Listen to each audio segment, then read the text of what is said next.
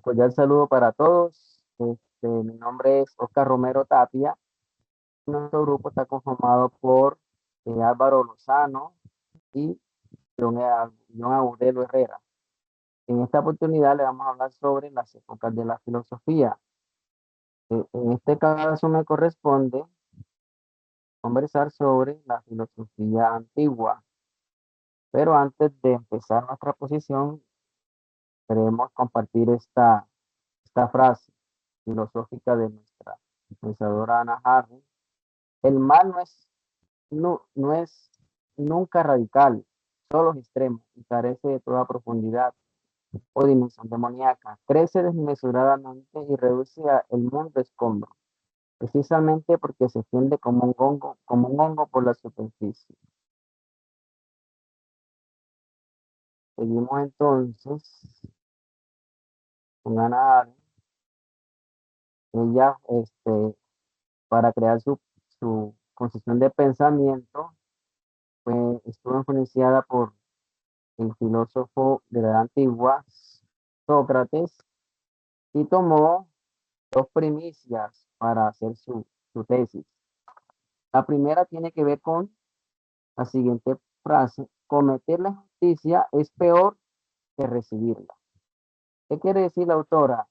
Que muchas veces es mejor que sean injustos con nosotros, a nosotros ser injustos con los demás. Ella además,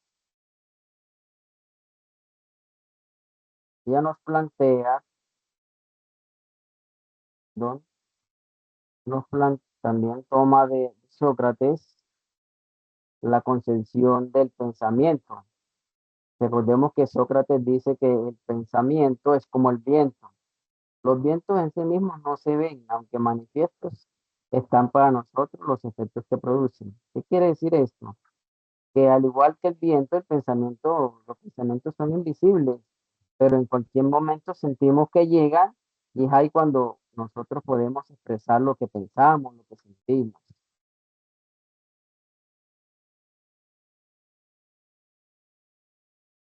Otra, Aporte fundamental que toma la autora de Sócrates es el símil socrático, que tiene que ver con la, la trilogía que propone el autor: el tábano, la comadrona y el torpedo.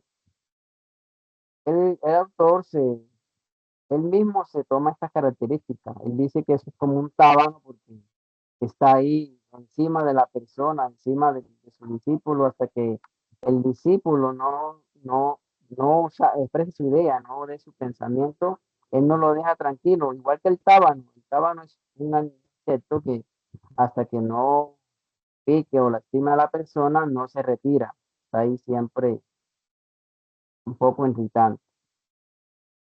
También se describe como comadrona porque recordemos que las comadronas eran esas mujeres que ayudaban a las otras mujeres a dar a luz a su hijo, a su bebé. Entonces él está ahí todo el tiempo apoyando a la persona para que ésta para su idea, de su idea, de su idea. Y como un torpedo, porque cuando ya la persona ya su idea ya se siente más contento y puede volar de alegría. Seguimos con nuestro compañero John. Adelante, compañero. Muchas gracias, compañero Oscar. Cordial saludo para todos y en este momento entonces vamos a ver la filosofía medieval con relación a la filosofía contemporánea y aquí vamos a explorar cómo estos autores contemporáneos como Hannah Arendt y Martin Heidegger retomaron la filosofía medieval para iluminar problemas filosóficos de su tiempo y cuestionar posturas modernas. Entonces, empezamos diciendo, haciendo una contextualización y filosofía como repensamiento. Se plantea entonces la filosofía como un ejercicio de repensamiento, o sea, de volver sobre lo ya pensado. Filósofos contemporáneos, como ya lo mencioné, como Hannah Arendt, regresan a la antigüedad y también a la Edad Media. En este proceso, la Edad Media deja de ser vista como un periodo oscuro para ser considerada en su valor filosófico. Entonces, continuando adelante, miremos a Hannah Arendt y la filosofía medieval. Arendt, ¿qué hace? Retoma a San Agustín, que es la base para su tesis doctoral y su desarrollo filosófico posterior. El concepto de pensamiento para Hannah Arendt, ella usa las nociones agustinianas sobre la relación entre la percepción, la representación y el pensamiento como repensamiento. Y en la voluntad, Arendt discute la libertad basada en la voluntad, en que la voluntad no está determinada ni por la razón ni por el deseo.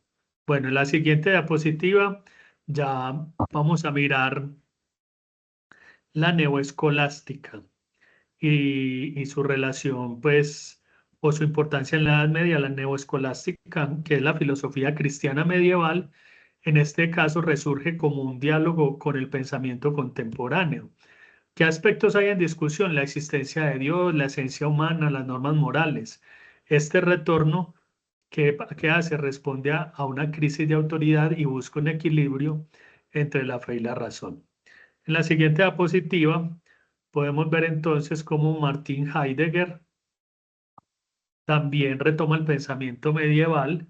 Él empieza en teología y estudia filosofía medieval a través de la neoescolástica precisamente, y él critica aspectos de la neoescolástica, especialmente la lógica, pero valora la profundidad del legado medieval. Su interacción con el pensamiento medieval supera los prejuicios y busca integrarlo dentro de la historia filosófica.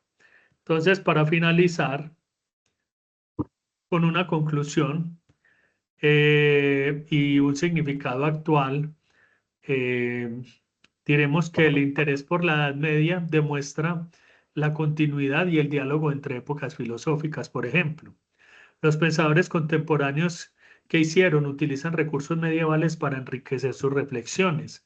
La filosofía medieval, entonces, aquí en este contexto, no deja de ser un pasado cerrado y ya se ve como una fuente viva para repensar los problemas del presente. Muchas gracias y continúa nuestro compañero Álvaro con la presentación.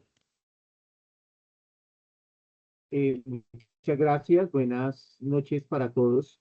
La filosofía contemporánea eh, comienza efectivamente con, algunos la plantean con la muerte de Hegel, y se extiende desde el siglo XIX hasta el siglo. Tiene diversidad de corrientes, digamos, a diferencia de la filosofía antigua y la filosofía medieval, aparecen diferentes metodologías como la fenomenología, el existencialismo, la hermenéutica como arte de la interpretación, el estructuralismo, la filosofía analítica del lenguaje, entre otras.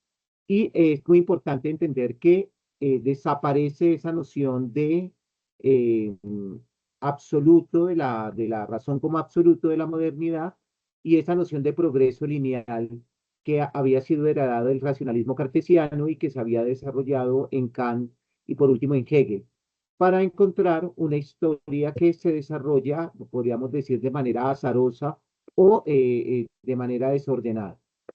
Por favor, la siguiente diapositiva.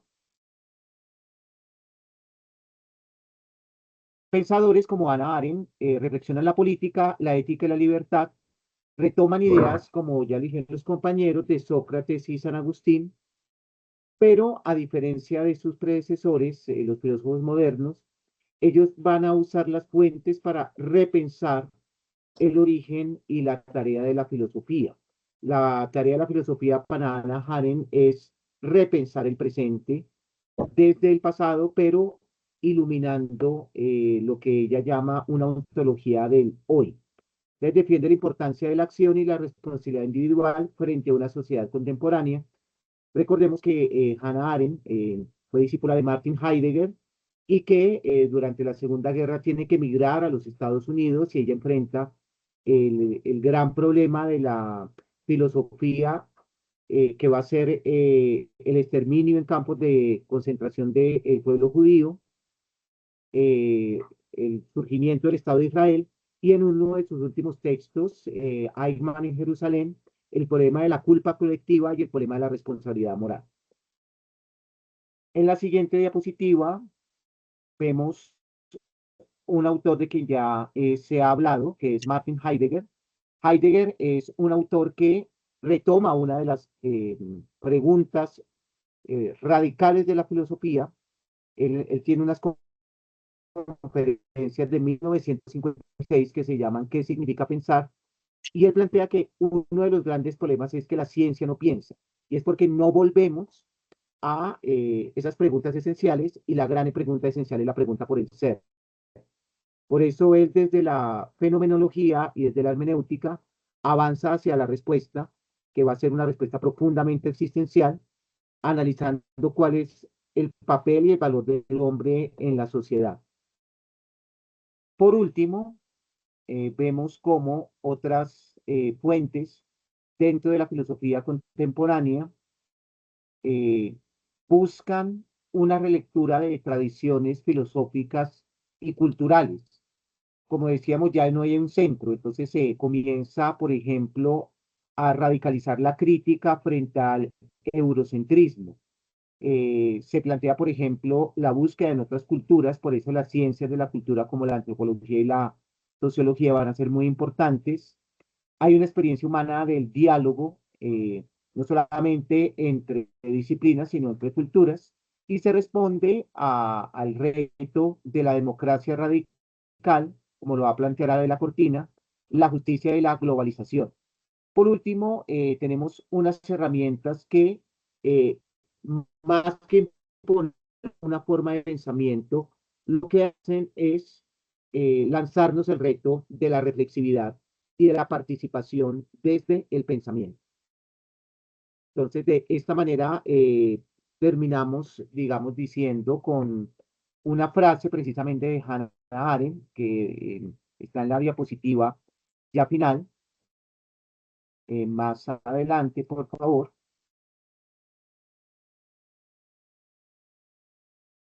Estas son las fuentes que hemos utilizado.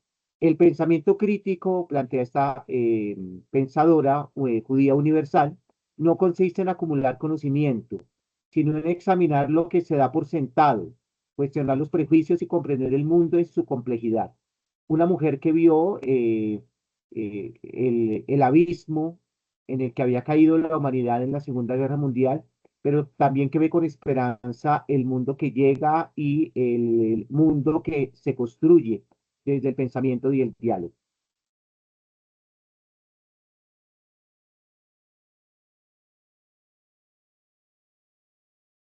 Muchas gracias a todos por escucharnos y bueno, damos por concluido esta exposición.